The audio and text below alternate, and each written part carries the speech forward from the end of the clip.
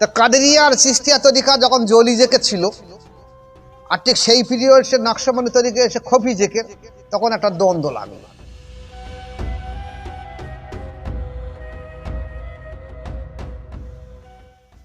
আল্লাহ পাকের লাখ শুকরিয়া যে এই প্রাকৃতিক অবস্থার মাধ্যম দিয়ে তবু আমরা অনুষ্ঠানটা জারি রেখে দিয়েছি।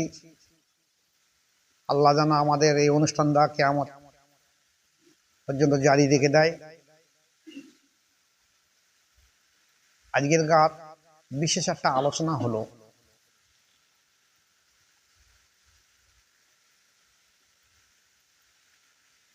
যে পৃথিবীর বুকে চারটে যে সর্বশ্রেষ্ঠ তরিকা আছে, কাদেরিয়া, চিশতিয়া, নকশবন্দিয়া, মুজাদ্দিদিয়া,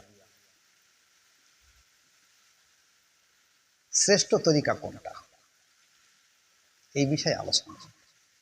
তার পূর্বে দুটো একটা কথা বলে নেই যে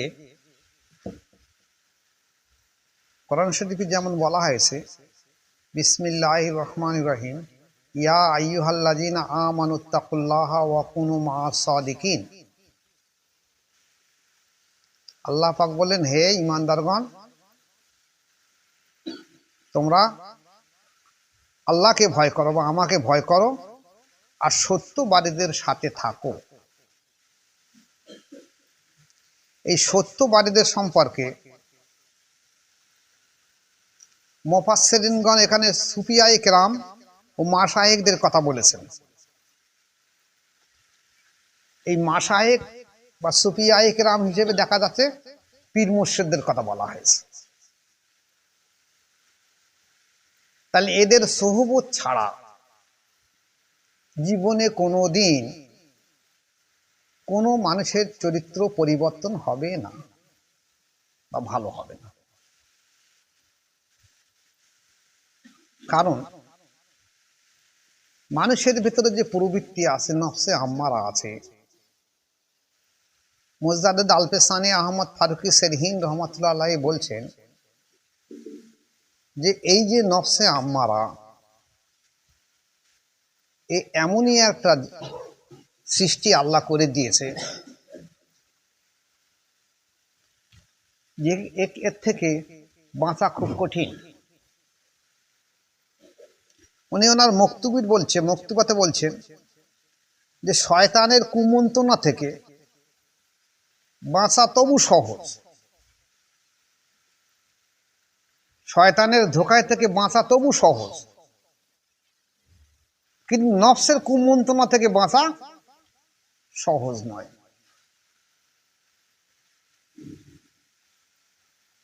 কারণ নফস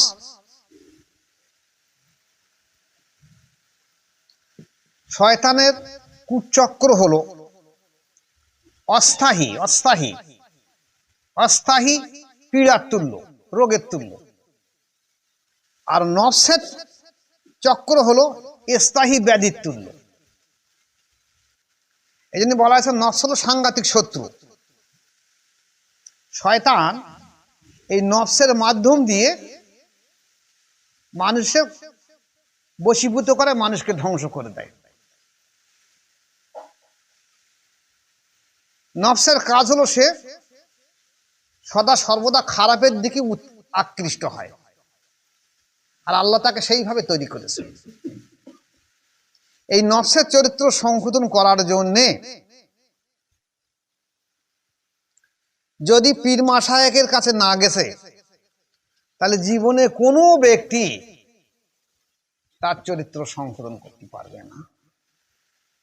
এই পীর মাশায়েখের কাছে যাওয়ার পরেও দেখা যাচ্ছে নফসের চরিত্র তাও সবার সমান হবে এমন কোনো কথা নয়।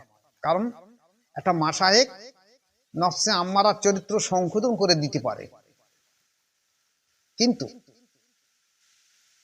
তাকে শরিয়াতের জায়গায় দাঁড়িয়ে থাকতে হবে। ছোট্ট ছোট্ট ছোট্ট ছোট্ট গুনাহগুলো করার পরে যদি সে ব্যক্তি মনে করে যে ছোট গুনাহতে আমার এমন কিছু ক্ষতি হবে না, তাহলে ছোট গুনার মাধ্যম দিয়ে একদিন সে বড় গুনাহ করে ফেলবে, আবার সেই নফসে আম্মারার চরিত্র মূলটা ফিরে আসবে। এই জন্যতে তরিকার কাজ করার পাশাপাশি যেমন জিকির তসবিহ মুরাকাবা করতে হবে, সঙ্গে সঙ্গে খেয়াল রাখতে হবে যে যত বেশি পরিমাণ পারা যায় খারাপিয়াত থেকে সংযত হওয়া। তুমি পীর সাহেব হয়েছে বলে এমন কেউ কেটা হয়ে যাওনি, খেলাফত পেয়েছে বলে এমন কেউ কেটা হয়ে যাওনি, 10 লতিফা 20 লতিফা 30 লতিফা কাজ করে বলে এমন কেউ কেটা হয়ে যায়নি। যখন তখন নফস তোমাকে গাড্ডায় ফেলে দিতে পারে। এই জন্যই মৃত্যুর আগ পর্যন্ত সদা সতর্ক থাকতে হবে। নফসের যা চরিত্র, সেই চরিত্র থেকে বাঁচার জন্য। আজকের আসেন, তাহলে এই নফসের চরিত্র থেকে বাঁচার জন্য মাশায়েখগণ পীর মুরিদের দিকে ইঙ্গিত করেছেন যে মাশায়েখ ছাড়া জীবনে কোনো সময় এই চরিত্র থেকে সংশোধন করতে পারে না, সংশোধন হতে পারে না। এই জন্য কোরআন শরীফে আল্লাহ পাক বলেছেন, আমি যাকে পথভ্রষ্ট করে দেই, গোমরাহি করে দেই, ধ্বংস করে দেই, সে জীবনে মুর্শিদ পায় না, তাকে মুর্শিদ দেয়নি। তাহলে পীর মুর্শিদ হলো মানুষের আল্লাহ প্রাপ্তির একটা রাস্তা। এখন এই পীর মুর্শিদ করতে গিয়ে দেখা গেছে অনেকের ধারণা হলো যে সাহাবা পিরিয়ডে এসব ছিল না। হ্যাঁ ছিল, যারা জানে না তারা জানে না। আসলে এরা যে না জানার ভান করছে, আর না হয় কেতাব দেখিনি। এই চ্যাপ্টারটা অন্য একদিনে আসলে পরিষ্কার করে ভেঙে দিয়ে দেবো। আজকের আলোচনা থাকবে যে সর্ব উত্তম সর্বশ্রেষ্ঠ তরিকা কোনটা। 4টে যে তরিকা মশহুর এসেছে সারা বিশ্ব জুড়ে, কাদেরিয়া, চিশতিয়া, নকশবন্দিয়া, মোজাদ্দেদিয়া। বড় পীর সাহেবের তরিকা কাদেরিয়া তরিকা, কাদা সাহেবের তরিকা চিশতিয়া তরিকা, বাহাউদ্দিন নকশবন্দি রহমত তরিকা নকশবন্দি তরিকা, পাঞ্জাবের শেরিন্দের মুরাদ আল সুন্নাত তরিকা মোজাদ্দেদ তরিকা। এখন সব তো একসঙ্গে আসেনি, এক এক সময় একটা একটা তরিকা এসছে। রাসূল পাক সাল্লাল্লাহু আলাইহি ওয়াসাল্লামের জামানা ছিল তরিকায়ে মুহাম্মাদি। সেই তরিকায়ে মুহাম্মাদিতে কাজ করার পরে বড় পীর আব্দুল কাদের জিলানী রহমাতুল্লাহ আলাইহি উনি আল্লাহর ওলি হয়েছেন, খেলাফত পেয়েছেন। আল্লাহ পাক ওনার সম্মানার্থে, ওনার নামের সম্মানার্থে, যে তুমি যাদেরকে খেলাফত দিবে তাদেরকে কাদেরিয়া উপাধি দেবে, আব্দুল কাদের জিলানী থেকে তরিকায়ে কাদেরিয়া। তাহলে ওই সময় দেখা গেছে কাদেরিয়া তরিকা সর্বশ্রেষ্ঠ তরিকা ছিল, কোনো সন্দেহ নেই। তারপর যখন আবার একটার পর একটা তরিকা আসে, কেন একটার পর একটা নবী যেমন এসেছে মধ্যবর্তী পিরিয়ডে, মানুষ যখন ধর্ম বিমুখ হয়ে গেছে, ধর্ম থেকে দূরে সরে গেছে, আদর্শ থেকে দূরে সরে গেছে, তখন আল্লাহ পাক আবার একটা নবী দিয়েছে। কখনো রেসালাত প্রাপ্ত নবী, কখনো এমনই নবী দিয়েছে। এ তেমনই তারপর খাজা মঈন চিশতি আজমিরি সেনজি রহমাতুল্লাহ আলাইহি, ইনিও ওই তরিকায় কাজ করেছে, তরিকায়ে মুহাম্মাদি থেকে।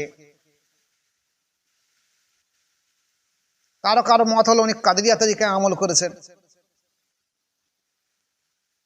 কিন্তু আমি যতটুকু জেনেছি তরিকায়ে মুহাম্মাদি করেছেন। আল্লাহ পাক ওনার সম্মানার্থে ওনার খলিফাদের নাম উপাধি দিলেন কি? চিশতি। খাজা মঈনুদ্দিন চিশতি তরিকাতে চিশতিয়া তরিকা। তাহলে ওই সময় ওই তরিকা মশহুর বা বিখ্যাত ছিল। এই জন্য কাদেরিয়া তরিকা যেমন বাগদাদ শহরে এসেছে, তাহলে ওই সাইটি উপমহাদেশে তখন কাদেরিয়া তরিকার ব্যাপক প্রচলন ছিল। যখন চিশতিয়া তরিকা এসছে তখন হিন্দুস্তানে এসছে, আজমির শরীফে। তখন হিন্দুস্তান বা এই উপমহাদেশে সব চিশতিয়া তরিকা পছন্দ, তখন উত্তম তরিকা ছিল। তারপর খাজা বাহাউদ্দিন নকশবন্দি রহমাতুল্লাহ আলাইহি আল্লাহ পাকের কাছে বহু কাঁদা কাটা করার পরে, রোনাজারি করার পরে উনি আল্লাহ পাকের তরফ থেকে নকশবন্দি তরিকা পেয়েছেন রাশিয়ায়। এই যে নকশবন্দি তরিকা যখন পেয়েছেন, তখন দেখা যাচ্ছে নকশবন্দি তরিকা হলো সেই সময়ের মধ্যে আবার উত্তম সর্বশ্রেষ্ঠ তরিকা। কেন? এই তরিকা কোনো অহংকার থাকে না, রিয়া থাকে না, কলবি জেকের, গোপন জেকের, মানুষ বুঝতে পারে না। তা কাদেরিয়া আর চিশতিয়া তরিকা যখন জলি জেকে ছিল, আর ঠিক সেই পিরিয়ড সে নকশবন্দি তরিকা এসে খফি জেকে, তখন একটা দ্বন্দ্ব লাগলো। কিন্তু নকশবন্দি তরিকা যেহেতু উত্তম তরিকা, এই নকশবন্দি তরিকাকে আল্লাহ পাক সারা বিশ্বে জুড়ে প্রসার করাবেন বলে, যেমন রাশিয়ায় বাহাউদ্দিন নকশবন্দি রহমতুল্লাহকে নকশবন্দি তরিকা দিয়েছেন ওনার নামের সম্মানতে নকশবন্দি করে থেকে, তেমনি এই তরিকাটা জিন্দা রাখবেন বলে আল্লাহ পাক ওই তরিকার একজন মাশায়েখ আমকাঙ্গি রহমতুল্লাহ আলাইহি, তার খলিফা খাজা বাকি বিল্লাহ রহমতুল্লাহ আলাইহি, এই বাকি বিল্লাহ রহমতুল্লাহকে হিন্দুস্তানে পাঠিয়েছে মুজাদ্দেদ আলপেসানিকে বায়াত করানোর জন্য। আর মুজাদ্দেদ আলপেসানি রহমতুল্লাহ আলাইহি যত কেতাব লিখেছে অধিকাংশ নকশবন্দি তরিকার কেতাব লিখেছে, কারণ তখন উনি কাদেরিয়া চিশতিয়া তরিকার সঙ্গে অন্যান্য তরিকার মাশায়েখ ছিলেন, কিন্তু নকশবন্দি তরিকার সর্বোত্তম তরিকা উনি বুঝলেন যে এর জজবা অন্য তরিকা অন্য জজবার থেকে সর্বোত্তম। তাই উনি এই নকশবন্দি তরিকা সম্পর্কে সমস্ত হাল অবস্থা সব কেতাবের মধ্যে লিখে নকশবন্দি উত্তম তরিকা, নকশবন্দি উত্তম তরিকা, নকশবন্দি উত্তম তরিকা। তাহলে সেই পিরিয়ডে নকশবন্দি তরিকা সর্বোত্তম ছিল। কিন্তু ওনার শেষ বয়সে যখন আল্লাহ পাক আবার মুজাদ্দেদিয়া তরিকা ওনার উপরে অবতীর্ণ করালেন, সেই মুজাদ্দেদিয়া তরিকাটা উনি ওনার ছেলে খাজা মাসুম রহমতুল্লাহকে দিয়ে দিলেন। কারণ নকশবন্দি তরিকার থেকে মুজাদ্দেদ তরিকা আরো উত্তম তরিকা।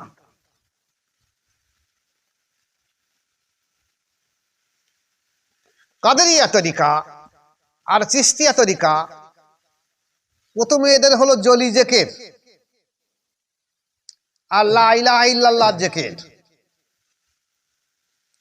আর নকশবন্দি আর মুজাদ্দেদ তরিকার প্রথমে হলো সর্বসময় খফি জেকের। তা প্রথমে আল্লাহ আল্লাহ জেকের, আর ফানাপে রসুল থেকে লা ইলাহা ইল্লাল্লাহ জেকের। কিন্তু এই যে চারটে তরিকা বা আর যত বিশ্বের যত তরিকা আছে, সমস্ত তরিকার কিন্তু একই কথা বলা হয়েছে, কলব রু শের খফি। এই চারটে লতিফা সব ঠিক আছে, কলব রু শের খফি। এইবারে মুজাদ্দেদ তরিকা নকশবন্দি তরিকার আকফায় এসে বুকের মধ্যস্থলে আর নফসে এসে কপালে। আর কাদেরিয়া আর চিশতিয়া তরিকায় আকফায় এসে মাথার উপরে আর নফসে এসে নাভির নিচে। বুঝে আসছে? একদিন না বুঝে আসলি বারবার দেখবে শুনবে বুঝে আসবে। তাহলে কলব রু শের খফি সম্পর্কে কারো কোনো অসুবিধা হয়নি। তাই দেখা গেছে কাদেরিয়া চিশতিয়া তরিকায় যেমন ওদের কলব জারি করতে গেলে ওদের তরিকার নিয়ম হলো নফি ইসবাত জেকের প্রথম লা ইলাহা ইল্লাল্লাহ জেকের। তা প্রথমে নাভি এখান থেকে লা বলতে হবে, লা। এবার রু আসতে হবে, খপিতে আসতে হবে, এবার আকফায় আসতে হবে, তারপর সেরে আসতে হবে, তারপর কলবে আসতে হবে। তো লা ইলাহা ইল্লাল্লাহ এইটি হলো কাদেরিয়া আর চিশতিয়া তরিকার জিকির। এই জিকিরের মাধ্যম দিয়ে এই নফস থেকে আর কলব একসঙ্গে করে এদের কলব জারি করতে হবে। খুব কঠিন কাজ। এই কাজ যদি আজকের জমানায় হতো, আমি মনে হয় আমার মতন মানুষ কেন বোধহয় অধিকাংশ মানুষের তরিকা থাকতে পারত না। নফস অন্ধকার পূর্ণ, নফস আল্লাহ বিরোধী। তাই দেখা গেছে কোন কাদেরিয়া বা চিশতিয়া তরিকার ওলির মাজারে গেলে যদি তার কলবের অনুভূতি হয়, তাহলে কলবের সঙ্গে সঙ্গে ছড়া লতিফার অনুভূতি হতে হবে। ছড়া লতিফাকে নিয়ে করছে, আর ছড়া লতিফাকে অনুভূতি আসতে গেলে সুলতানুল আজগার এর পরের ক্লাস, অর্থাৎ আব আতস খাকবাদ, আগুন পানি মাটি বাতাস, তো এই ফিজিক্যাল শরীরের ভিতরে রয়েছে। তাই একটা কাদেরিয়া চিশতিয়া তরিকার যদি জজবা প্রাপ্ত ওলি হয়, তার মাজারে দাঁড়ানোর সঙ্গে সঙ্গে দেখা যাবে আলাদা জজবা তোমার শরীরের ভিতরে ফিরে আসবে। যদি তোমার থাকে বুঝতে পারবে, নতুবা বুঝতে পারবে না। সাধারণ মানুষকে কি বুঝবে? কিন্তু যদি কোনো ব্যক্তি দেখা যায় নকশবন্দি আর মোজাদের তরিকা কাজ করেছে, সে একটা লতিফায় কাজ করতে পারে, দুটো লতিফায় কাজ করতে পারে, পাঁচটা লতিফায় কাজ করতে পারে। তো সে মাজারে গেলে দেখা যাবে, দেখার যে পদ্ধতি আগে বলেছি, তাহলে একটা লতিফার দিকে খেয়াল করলে দেখা যাবে ইনি কটা লতিফার ওলি মানুষ। কিন্তু যদিও সে একটা লতিফা নকশবন্দি বা মোজাদ্দের তরিকা একটা লতিফা জিন্দা করে যদি সে ঈমান নিয়ে দুনিয়া থেকে চলে যায়, তাহলে আমাদের থেকে তার সম্মানের জন্য বেশি, কারণ তিনি ঈমান নিয়ে দুনিয়া থেকে চলে গেছে। তার উপযুক্ত প্রমাণ, তার মাজার বা তার কবরের পাশে গিয়ে দাঁড়ালে এখনো দেখা যাচ্ছে তার কল থেকে একটা রিফ্লেক্ট ফিরে আসছে আমার দিকে, তখন বোঝা যাচ্ছে লোকটা ঈমান নিয়ে দুনিয়া থেকে বিদায় গেছে। তাই আমার থেকে সম্মান বেশি, দরজা বেশি, মনে রাখতে। আমাদের এই উপমহাদেশে দেখা গেছে অনেক তরিকা প্রসার আছে, অনেক মাশায়েখ আছে, পীর সাহেব আছে, খুব বিখ্যাত, নাম বিখ্যাত অনেকে আছে। দেখা গেছে তারা কেউ বলছে আমি চার তরিকার পীর, তো কাদেরিয়া, চিশতিয়া, নকশবন্দি, মোজাদ্দেদিয়া চার তরিকার পীর সাহেব বলছে। দেখা যাচ্ছে সেখানে চার তরিকা তো হয় না। নকশবন্দি আর মোজাদ্দেদ দুটো একসঙ্গে তরিকা হয় না, হয় নকশবন্দি হবে না মোজাদ্দেদি হবে, আর না নকশবন্দি আলাদা হবে, মোজাদ্দেদি আলাদা হবে। নকশবন্দি মোজাদ্দেদি এক তরিকা হয় না। কিন্তু এইসব অনেক অলির মাজারে গিয়ে দেখা গেছে একটা লতিফা দুটো লতিফা জিন্দা আছে। তাহলে একটা লতিফা দুটো লতিফা জিন্দা, তার কাদেরিয়া চিশতিয়া তরিকা হতে পারে না।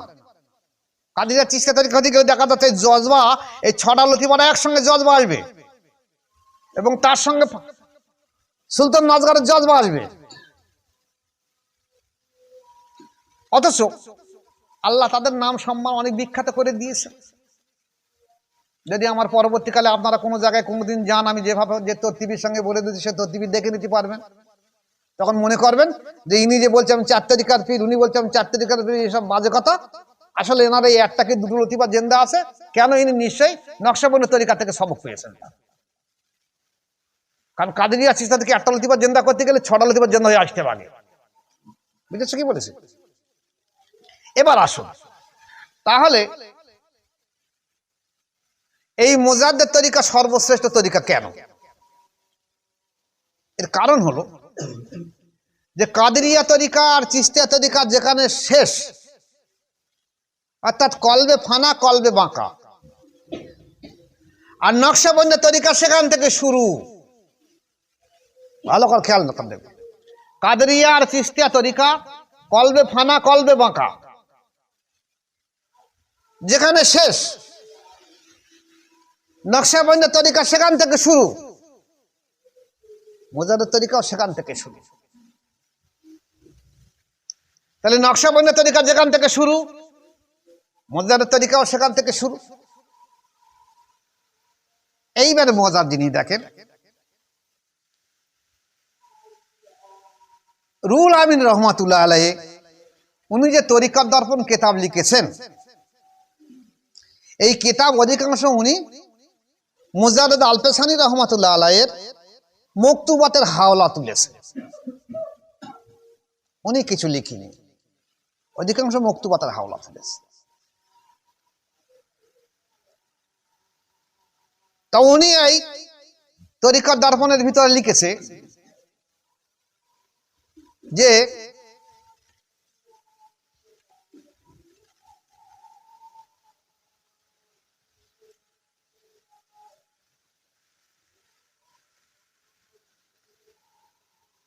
হযরত মোজাদ্দেদ আলপেসানি আহমদ ফারুকি সেরিন রহমতুল্লাহ পূর্বের যে পীরগণ ছিলেন,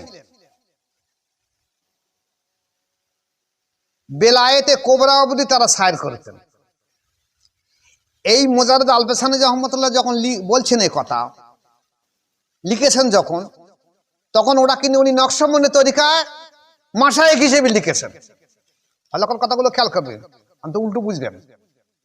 উনি নকশবন্দি তরিকার মাশায়েখ হিসেবে লিখেছেন যে হযরত মোজাদ্দেদ আল-ফেসানি রাহমাতুল্লাহ বলছেন যে এনার পূর্বের মোজাদ্দেদ আল-ফেসানি পূর্বের পীরগণ বেলায়েতে কোবরা অবধি সাইর করত, ইয়া তাহাদের শেষ সীমা ছিল।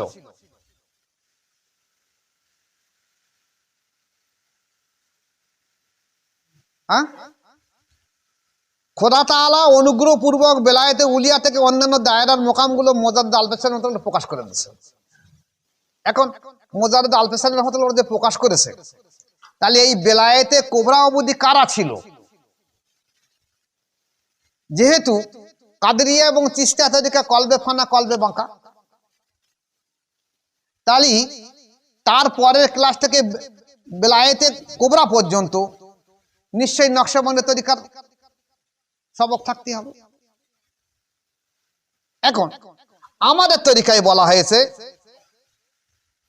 যে এই যে বেলায়েতে কোবরা,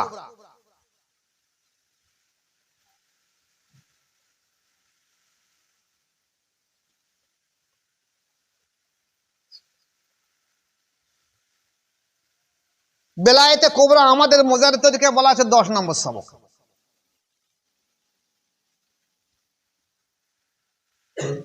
আমাদের মোজাদ্দেদ তরিকায় বলা আছে 10 নম্বর সবকে বেলায়েতে কোবরা।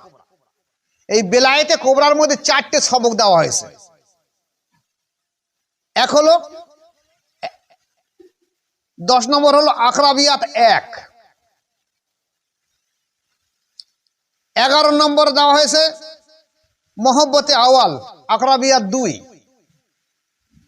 12 নম্বরে দেওয়া হয়েছে মোহব্বতে সানি আকরাবিয়াত 3, 13 নম্বরে দেওয়া হয়েছে মোহব্বতে সালেস আকরাবিয়াত 4। তাহলে আকরাবিয়াতের ভিতরে এই 4টে সবক দিয়ে দেওয়া হয়েছে বেলায়েতে কোবরার ভিতরে। তাহলে বেলায়েতে কোবরার ভিতরে যদি 4টে সবক থেকে থাকে, তারপরে বেলায়েতে উলিয়া থেকে যে সবকগুলো দেওয়া হয়েছে সব মোজাদ্দেদ আল-ফেসানি রাহমাতুল্লাহকে খাস করে দেওয়া হয়েছে, যা অন্য কোনো তরিকার কাউকে দেওয়া হয়নি। এসব মাসুম বিল্লাহ রাহমাতুল্লাহ আলাইহি পেয়েছে। তাহলে আমাদের তরিকায় যদি বেলায়েতে কোবরায় 13 নম্বর থাকে, তাহলে এখন বর্তমানে মোজাদ্দেদ তরিকায় দেখা গেছে 30টা সবক আছে। খাস করে যে মোজাদ্দেদ তরিকা আছে, এটা 30টা সবক আছে। নিসবাতে খাস মোজাদ্দেদি বলে কোন তরিকা হয় না, নিসবাতে খাস। যে নিসবাতে খাস হলো মোজাদ্দেদ আল-ফেসানি মাসুম বিল্লাহ রাহমাতুল্লাহ দিয়ে গেছেন, এই নিসবাতে খাস। তাহলে আমাদের এই তরিকার মধ্যে দেখা গেছে তাহলে বেলায়েতে কোবরা 13 নম্বর যদি শেষ হয়ে যায়, তাহলে তারপরে আর 30টা ক্লাস, মানে আরো 17টা ক্লাস খাস করে মোজাদ্দেদ তরিকার মধ্যে রয়েছে। তাহলে এখন সর্বোত্তম তরিকা তাহলে কোনটা হবে? মোজাদ্দেদ তরিকা হবে। কারণ বেলায়েতে উলিয়ার পরের মোকামগুলো যাতে এই তরিকা দেওয়া হয়েছে।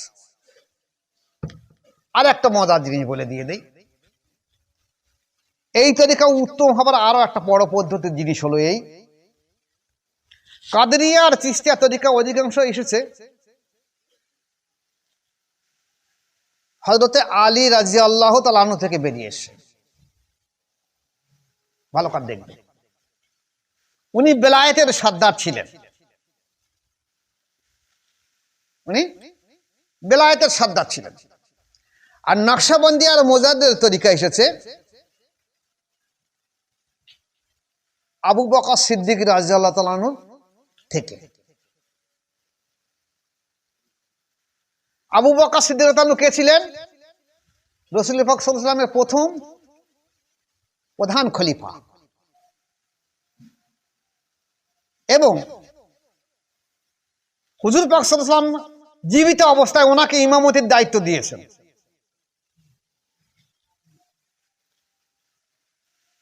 মানে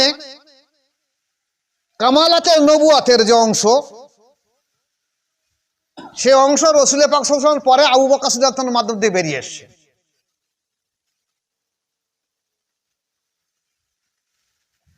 আর সেই কামালাতে নবুয়াতের অংশ আর বেলায়েতের অংশ একসঙ্গে মিশে মোজাদ্দেদ তরিকার ভিতরে ঢুকে গেছে। যেহেতু মোজাদ্দেদ আল-ফেসানি রাহমাতুল্লাহ আলাইহি আগে কাদরিয়া এবং চিশতিয়া তরিকার আমল করেছেন, বলে বেলায়েতের অংশ সব তার ভিতরে।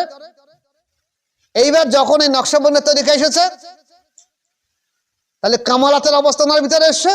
আর খাস করে আল্লাহর তরফ থেকে যে কামালাতের নবুয়াতের অংশগুলো গোপন হয়ে গিয়েছিল, সেগুলো খাস করে আল্লাহ পাক ওনার উপরে অবতীর্ণ করে দিয়ে দিয়েছে। এই জন্য মোজারের তরিকা সর্বোত্তম সর্বশ্রেষ্ঠ তরিকা। এইবারে এই তরিকায় বলা হয়েছে যে তরিকা কিয়ামত পর্যন্ত জিন্দা থাকবে।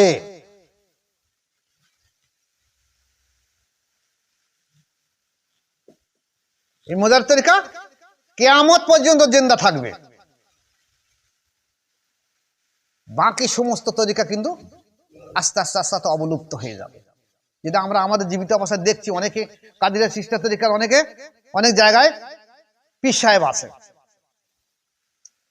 পীর সাহেব ছিল, ইন্তেকাল করেছে, কিন্তু তিনি আর সেখান থেকে আর রেসালাত নেই, আর খেলাফত দেওয়ার মতন লোক নেই। এই উপমহাদেশে অনেক, আমি আর নাম করছি না, নাম করলে কত কোথায় গড়িয়ে যাবে তার ঠিক নেই, অনেক আল্লাহর ওলির মাজার আছে। ভারত বা বাংলাদেশ পাকিস্তানে বহু আল্লাহর ওলির মাজার আছে,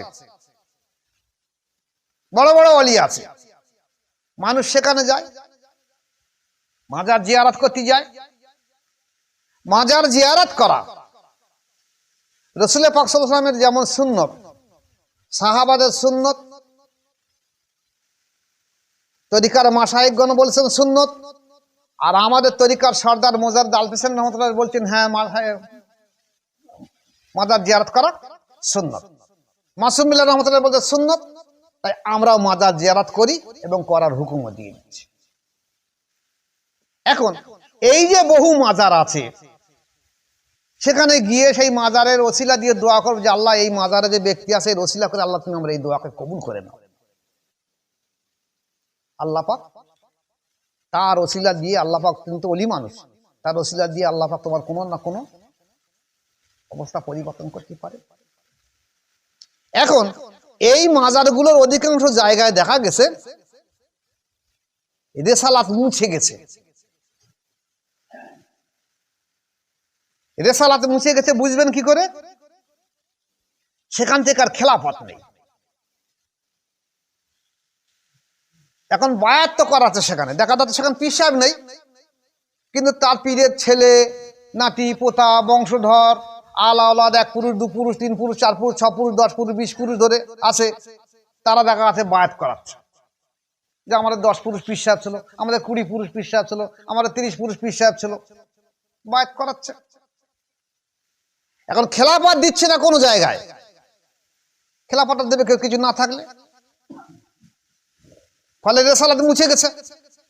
এই রেসালাত মুছে গেছে বলে মানুষ সেখানে যাচ্ছে ওলির কাছে জিয়ারত করতে। এই ব্যক্তির কাছে গিয়ে আর বলছে না, পীর সাহেবের কাছে গিয়ে আর বলছে না হুজুর আমার সবকটা পাল্টে দেন, কেউ সবকের অনুভূতির কাছে বলুন। তাই বাধ্য হয়ে সেই সব পীর সাহেবরা এবার কি করছে, কেউ কেউ 1 টাকার টেবিল ফেলে তাবিজের ব্যবসা করছে, আর কেউ খানটে ফুলশিন নিলে বা ওই রওজায় কাপড় চাদর চাবার নিয়ে বসে আছে। এটা সত্যি না মিছে কথা? কিন্তু হবার কথা ছিল কি, সেখান থেকে তরিকা প্রচার হবার কথা ছিল। তাই রেসালাত মুছে গেছে বলে সেখান থেকে বেলায়েত কামালাতও মুছে গেছে, খেলাফতও মুছে গেছে। আর আল্লাহ পাকের সংবিধানই তাই, এ কোথা থেকে কোথায় গিয়ে ফুটে উঠবে আল্লাহ পাক ভালো জানে। কারণ রাসূল পাক সাল্লাল্লাহু আলাইহি ওয়াসাল্লামের বাপ নবী ছিলেন না, ওনার দাদা নবী ছিলেন না, তাহলে সুপ্ত অবস্থার মাধ্যম দিয়ে ওনার আব্বার কপালে নবুয়াতের নূর চমকাতো, যার জন্য মক্কা শহরের বা ওই এলাকার অনেক মহিলা ওনার এই মুখ কপাল পানে চেয়ে তাজ্জব হয়ে যেত যে কে ব্যক্তি কপাল থেকে নূর চমকাচ্ছে। তাহলে সুপ্ত অবস্থায় চলে গেছে। তরিকাও ঠিক তদ্রূপ। আল্লাহ পাক যাকে কবুল করাবে জিনগত ভাবে আল্লাহ পাক ঠিক তার ভিতরে দিয়ে আবার পৌঁছে দিয়ে তার দ্বারা আবার এই তরিকা প্রচার প্রসার করিয়ে নেন। এটা আল্লাহ পাকের ইচ্ছা, আমাদের কারোর কোনো কিছু করার ক্ষমতা নেই। এক জায়গায় রেসালাত মুছে যাবে, আবার আর এক জায়গায় জারি হবে, আবার এক জায়গায় মুছে যাবে, আবার এক জায়গায় জারি হবে। এটা আল্লাহ পাকের ইচ্ছা। তাহলে কি আপনারা সেখানে যাবেন না জিয়ারত করতে? হ্যাঁ, আমার হুকুম হলো জিয়ারত অবশ্যই করতে যাবে। ওলিদের জিয়ারত করার কথা যদি আমরা আজ তরিকার পন্থী না করি, তাহলে কারা করবে? সাধারণ মানুষকে তো কিছু বুঝবে না, আমরা থেকে কিছু বুঝবো। আমরা জিয়ারত করতে যাব। জিয়ারত করার পরে চেষ্টা করবে যে যদি সেখানে পীর সাহেব থাকে সঠিক, সে কাদেরিয়া হোক, চিস্তিয়া হোক, নকশবন্দিয়া হোক, মোজাদ্দেদিয়া হোক, যদি তার অন্তর জেকেরে জারি থাকে, যদি সে আপনার অন্তর জেকেরে জারি করে দিতে পারে, আপনি সরাসরি কথা বলবেন যে আপনার কোনো খেলাফতনামা আছে কিনা, আপনার কোনো সেজদা আছে কিনা।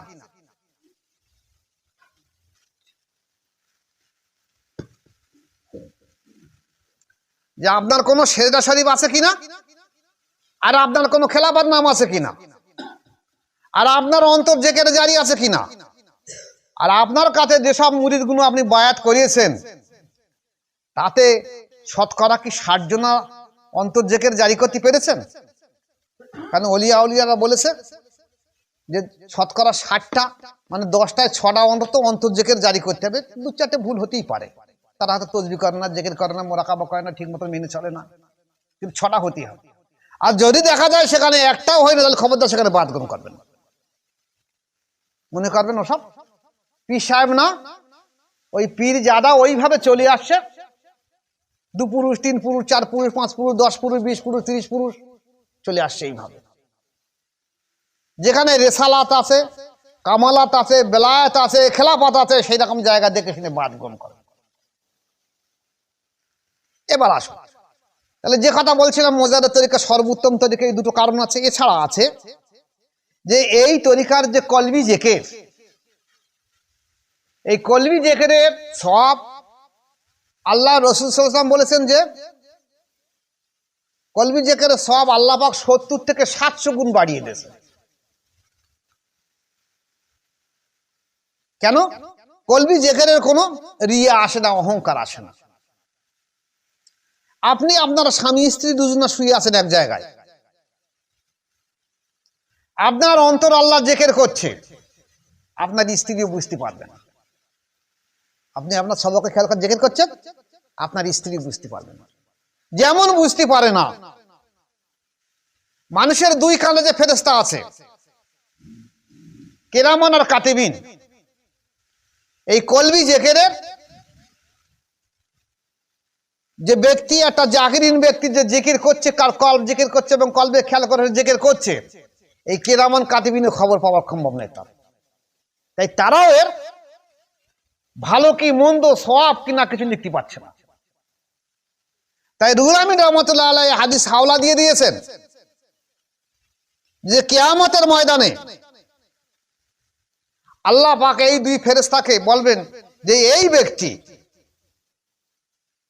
যা আমল নামা আছে আমার সামনে পেশ করে দাও। নেকি বদি আমল পেশ করার পরে আল্লাহ পাক বলবেন এর আরো আমল আছে।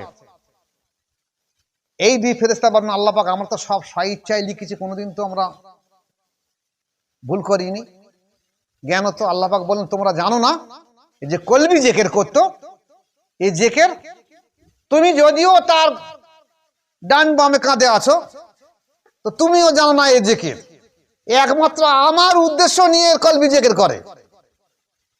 তাই তোমাদের এই খাতায়, তোমাদের এই কাগজে এই সবটা আমি আল্লাহ পাক খাস করে 70 থেকে 700 গুণ বাড়িয়ে দিয়ে দেবো।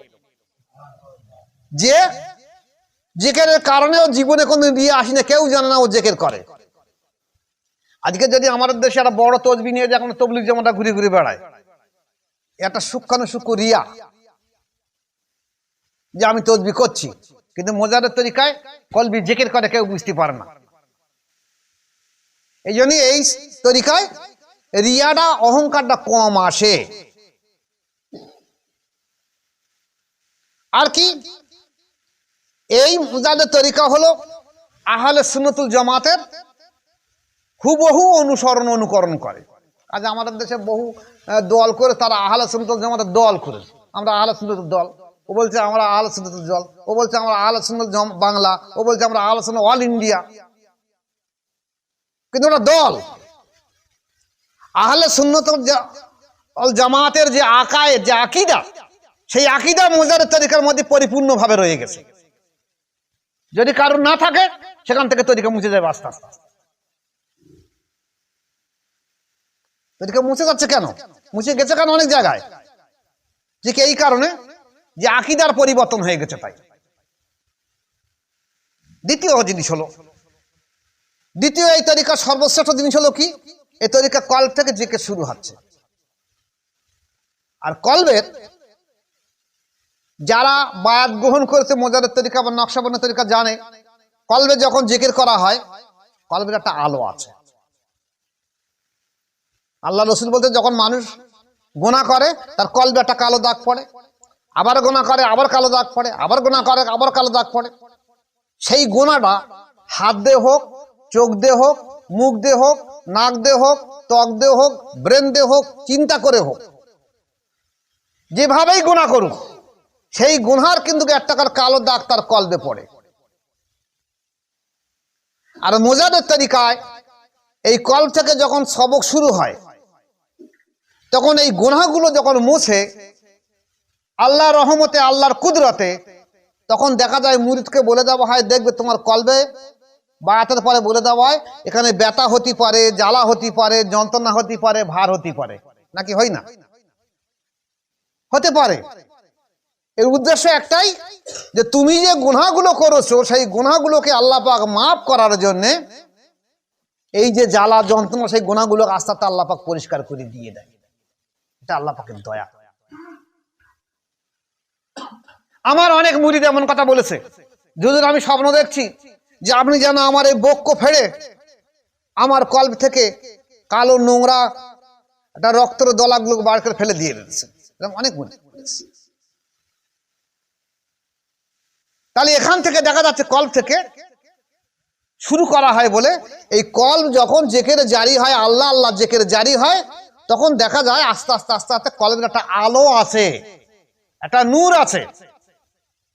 নফস যেমন অন্ধকারপূর্ণ, আমাদের তরিকার নফস যেমন অন্ধকারপূর্ণ, কিন্তু কলবের একটা আলো আছে, নফসের একটা আলো আছে। কলবের আলো আছে, সেই আলো দিয়ে তার পক্ষে পথ চলা সহজ হয়ে যায়। একটা লোক যদি রাস্তায় অন্ধকার রাস্তায় যায় তার পথ চলতে অসুবিধা হয়, কিন্তু আলো থাকলে সহজ হয়। তাই আমাদের তরিকার মুজাহিদ তরিকায় যখন একটা ব্যক্তিকে প্রথমে কলবের সবক দেওয়া হয়, এই কলবে যখন তার কলব আল্লাহর জিকিরে জারি হয়, ব্যথা জ্বালা যন্ত্রণা সারে যাওয়ার পরে তারপর কলবের একটা আলো, তার নূর তার চোখের সামনে দর্শন আসে, সে চোখ বুজিয়ে একটা আলো দেখে, নাকি দেখে না? তাহলে তার পক্ষে এই রাস্তায়, এই তরিকার রাস্তায় চলা সহজ হয়ে যায়। তখন সে আশায় আবার দ্বিতীয় সবক খুঁজে, দেখি এখানে আবার কি পাওয়া যায়। এরপরে বলা হয়েছে তরিকা সর্বশ্রেষ্ঠ তরিকা কেন? বাতিনি বা কলবি জেকের। যদি কোনো একটা মানুষ মনে মনে জেকের করে তো দুই ফেরেশতা জানতে পারে যে জেকের করছে। কারণ আল্লাহ রসুল বলে, যদি তুমি একটা খারাপ ভালো চিন্তা নিয়ত করো, কোনো একটা ভালো কাজে নিয়ত করো, তো একটা নেকি লিখছে। আর খারাপ কাজে নিয়ত করো, তুই যখন লিখতে চাচ্ছে তখন এ বলছে এখন লিখনো তো করিনি, তাহলে আমি নিয়ত করছি মনে মনে, তাহলে এরা দুই ফেরেশতা জানতে পারছে। কিন্তু যখন কলবি জেকের হবে তখন এরা বুঝতে পারবে না, তাই লিখতে কিছু পারবে না। এই জন্য কলবি জেকের বা বাতিনি জেকের এই তরিকায় সর্বোত্তম সর্বশ্রেষ্ঠ জেকের। এছাড়া এই যে কলবি জেকের বা বাতিনি জেকের, গোপন জেকের বলেতে দিয়া বা অহংকার কম আসে। আর কি হয়? অল্প কাজে ফল বেশি হয়। অনেকে কাদেরিয়া চিশতিয়া তরিকায় বলছে, কই আমি তো 20 বছর ধরে বায়াত আছে অমুক পীর সাহেবের কাছে, ও বলছে আমি 10 বছর। এই কালকের একজনা বায়াত গ্রহণ করেছে, বলছিলাম বোধহয় মুর্শিদাবাদ একটা ডাক্তার সাহেব, উনি বলছে আমি একটা পীর সাহেবের কাছে বায়াত গ্রহণ করেছি, উনি চিস্তা তরিকার বায়াত দিয়েছেন, আর একটা বই আমাকে ধরিয়ে দিয়েছেন, বলছে 40 দিন করে এই আমলটা করবে, করার পরে আবার 40 দিনের পরে দ্বিতীয় সবক করবে, ফের 40 দিনের পরে তৃতীয় সবক করবে, ফের 40 দিনের পরে চতুর্থ সবক করবে। বলছে এইভাবে করে করে আমি তো শেষ হয়ে গেছি। কিন্তু আপনার ইউটিউব দেখে দেখছি যে কলব আল্লাহ জিকির করে, ওটা আমি জানি না, তা আমি তো কিছু বুঝিনি। তা আল্লাহর অশেষ দয়া হলো, আল্লাহ পাক তার উপরে রহম করেছে বলে সে আবার এই তরিকার মধ্যে বায়াত গ্রহণ করেছে।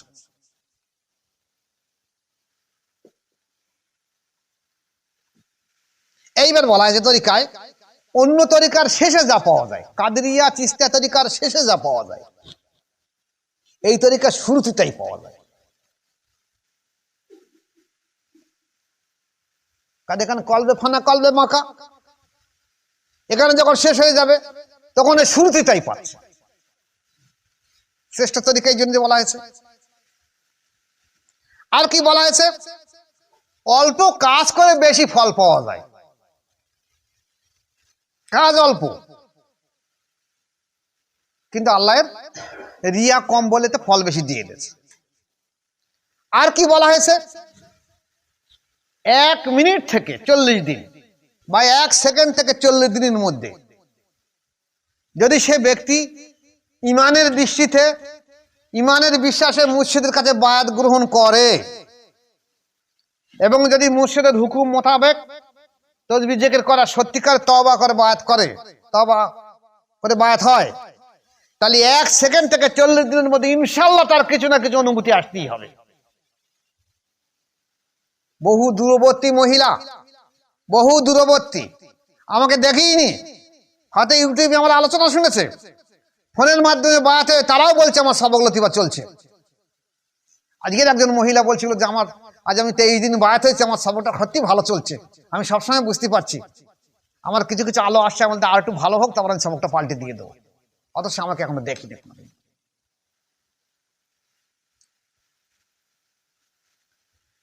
এই যে মোজাদের তরিকা, এ তরিকা সর্বশ্রেষ্ঠ। আর একটা জিনিস কি, এ তরিকা রসুল পাক সাল্লাল্লাহু আলাইহি ওয়াসাল্লাম থেকে এসেছে।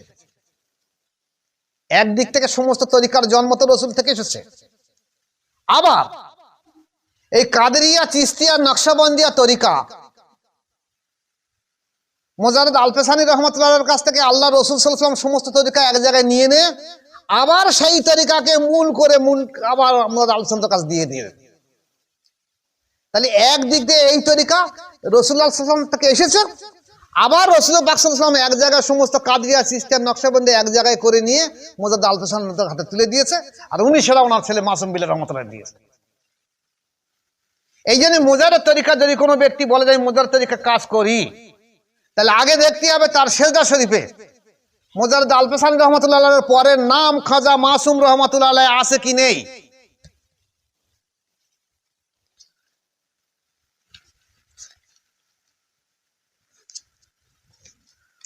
আমাদের তরিকায় 24 নম্বর রয়েছে এলাহি বাহার মাতে হযরত ইমামে রাব্বানি মোজাররদ আলপেসানি ইমামুশ শরিয়াত তরিকাত হাকিকাত ও মারেফাত শায়েখ আহমদ ফারুকী সেরহিন্দ রহমাতুল্লাহ আলাইহি। আর 25 নম্বরে রয়েছে এলাহি বাহার মাতে হযরত খাজা মাসুম রহমাতুল্লাহ আলাইহি। এটা হলো খাস করে মোজাররদ তরিকা। কিন্তু মোজাররদ আলপেসানি রহমাতুল্লাহ আলাইহি আর যে তরিকাগুলো বেরিয়ে গেছে, কাদেরিয়া হোক, চিশতিয়া হোক বা নকশবন্দির তরিকা হোক, সেখানে কিন্তু মাসুম বিল্লাহ রহমাতুল্লাহর নাম নেই। আর এই মাসুম বিল্লাহ রহমাতুল্লাহ আলাইহিকে মোজাররদ আলপেসানি খাস করে এই মোজাররদ তরিকার সমস্ত নিসবত পূর্ণ দিয়েছে। তাহলে আজ যদি কোনো ব্যক্তি, কোনো পৃথিবীর কোনো মাশায়েখ বলে আমি মোজাররদ তরিকার কাজ করি, এই মোজাররদ তরিকার মাশায়েখ, তাহলে তাকে অবশ্যই মোজাররদ আলপেসানি রহমাতুল্লাহর পরে মাসুম বিল্লাহ রহমাতুল্লাহর নাম থাকতেই হবে, নতুবা সে মোজাররদ তরিকা নয়। সেখানে তারা নকশবন্দি তরিকা পেয়েছে, এই নকশবন্দি তরিকাকে তারা নকশবন্দি মোজাররদ হিসেবে চালাচ্ছে, যেটা উলামা হিসাবে তরিকত দর্পণের ভিতরে রয়েছে নকশবন্দি মোজাররদ তরিকার বর্ণনা। কারণ নকশবন্দি আলাদা তরিকা, মোজাররদ তরিকা আলাদা।